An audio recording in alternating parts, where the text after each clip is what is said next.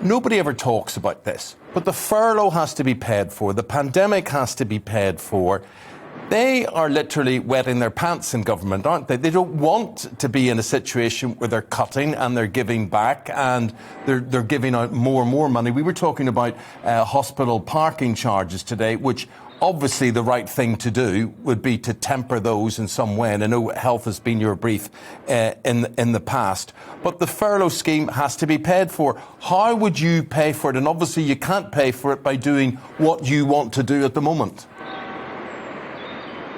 Well, you've got to make fair decisions on taxation. That's the difference between our approach and the Tory approach. They're putting up tax on working people with the national insurance rise, which is coming later this year, at a time when working people are really struggling, at a time when wages are going to stagnate, at a time when prices are going up in the shops. And yet, over many years under the Conservatives, the wealthier have had bigger tax cuts, whereas the poorer and the working man and woman have had bigger tax rises disproportionately. So you've got to make different decisions on taxation. Why don't we go after these big, the Amazons, all these big internet companies who've made a fortune?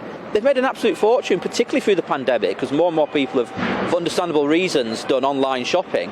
Yet they don't pay fair taxes. So there are things you can do. You can do things in a different way to get that money in, and then you can pay out things in a fairer way. Like you can fund your NHS properly, you can fund your schools properly, and you can give people support. And one of the things we're calling for is to cut the VAT on their gas and the heating bills, because when we know people are going to be paying so much more, we think getting rid of the VAT on the gas and the heating bills will help people in this year of the squeeze.